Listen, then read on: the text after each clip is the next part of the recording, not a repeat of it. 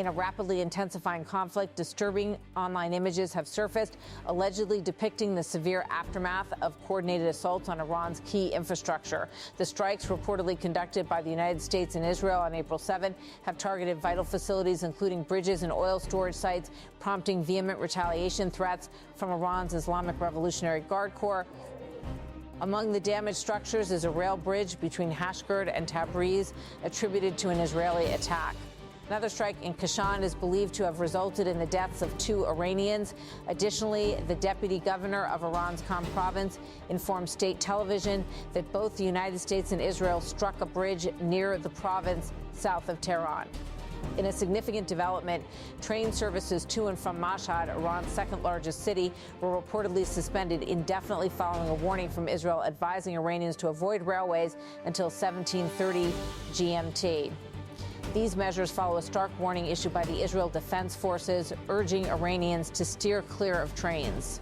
Israeli Defense Minister Israel Katz recently stated that the IDF has been ordered to continue striking the national infrastructure of the Iranian terror regime with full force. Meanwhile, multiple explosions have been reported on Karg Island, a critical node for Iran's oil exports, following a purported U.S. assault, marking a serious escalation in hostilities. This comes against a backdrop of heightened tensions, with former U.S. President Donald Trump threatening dire consequences if Iran does not reopen the Strait of Hormuz, a vital global oil passage. Trump, in a statement on social media, ominously warned a whole civilization will die tonight, never to be brought back again. I don't want that to happen, but it probably will. He alluded to the possibility of regime change leading to a brighter future for Iran, saying, now that we have complete and total regime change where different, smarter, and less radicalized minds prevail, maybe something revolutionarily wonderful can happen. Amidst this volatile situation, Trump's rhetoric has included aggressive threats towards Iran's civilian infrastructure, with a promise to unleash hell on key installations such as bridges and power plants if Tehran does not comply with demands regarding the Strait of Hormuz. In response, Iran's IRGC has issued a counter-warning, stating through state television the Revolutionary Guards once again declare that if the American terrorist army crosses the red lines, our response will go beyond the region. The IRGC statement emphasized that while they have shown restraint, they will no longer hold back if provoked. As tensions escalate with attacks on rail lines, oil terminals, and critical infrastructure, the situation grows increasingly precarious. A significant diplomatic fissure has emerged, notably with the United Kingdom distancing itself from potential military involvement. The UK has explicitly refused to grant the United States permission to utilize Royal Air Force bases for strikes targeting Iran's civilian infrastructure. Prime Minister Keir Starmer has taken a firm stance, emphasizing that British bases can only be employed for defensive missions, such as intercepting missile threats rather than attacking civilian targets. This decision comes amidst an explosive report suggesting that Trump plans to escalate actions against Iran unless compliance is achieved regarding the Strait of Hormuz. The UK's refusal could exacerbate existing tensions between Trump and Starmer, with the former drawing parallels to Neville Chamberlain, a figure historically criticized for appeasement policies prior to World War II. We don't want another Neville Chamberlain, Trump remarked, highlighting his frustration with Starmer's cautious approach to the conflict's legality and objectives. Legal experts have voiced concerns over the potential for these actions to constitute war crimes under international law, particularly targeting civilian infrastructure.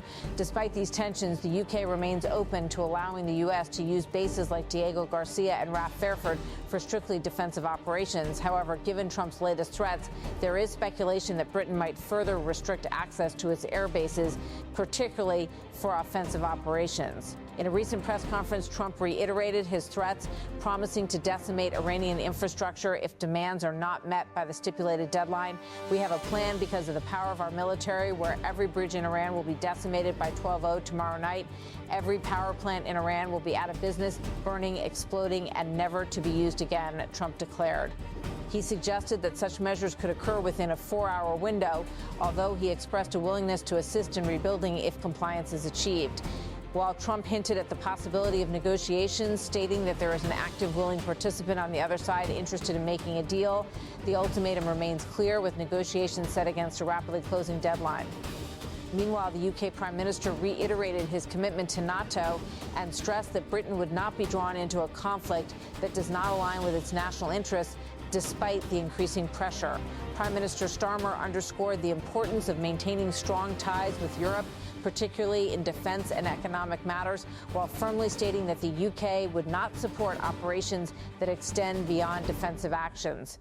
As the situation continues to unfold, the world watches closely, apprehensive about the potential for further escalation and the broader implications for regional and global stability.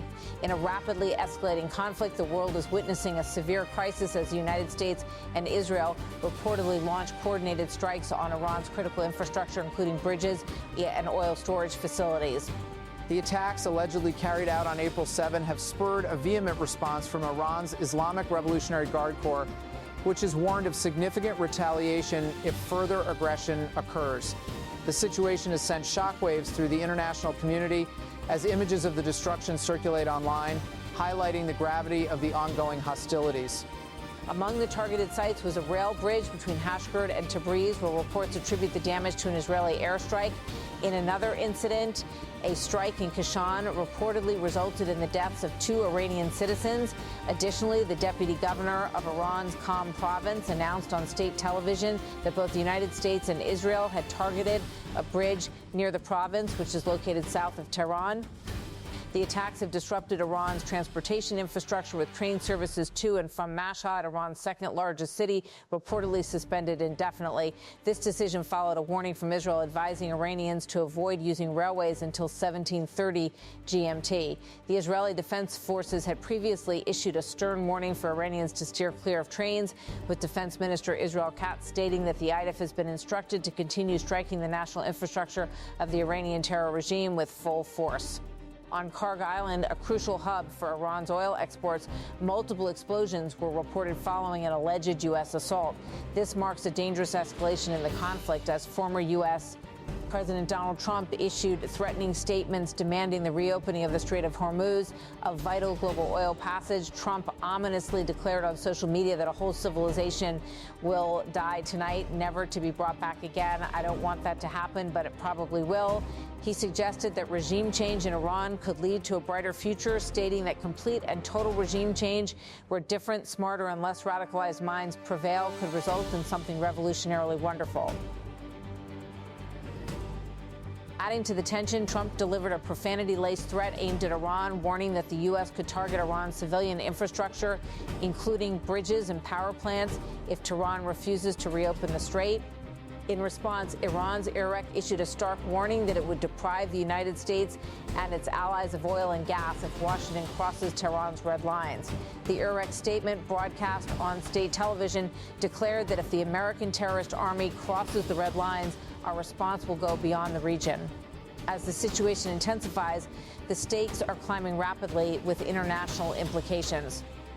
The United Kingdom has drawn a line, refusing to participate in the conflict and denying U.S. requests to use its Royal Air Force bases for offensive strikes targeting Iran's civilian infrastructure. This decision, reportedly detailed in an explosive April 7 report by the iPaper, emphasizes Britain's stance against being dragged into the conflict. UK Prime Minister Keir Starmer has made it clear that British bases can only be used for defensive missions, such as targeting missile launch sites that threaten UK and allied interests. In a dramatic turn of events, Starmer's firm stance has caused friction between him and Trump, with the former U.S. president comparing Starmer to Neville Chamberlain, the British Prime Minister known for his policy of appeasement toward Nazi Germany before World War II. Trump's comments highlight his dissatisfaction with Starmer's skepticism regarding the aims and legality of the Iran war.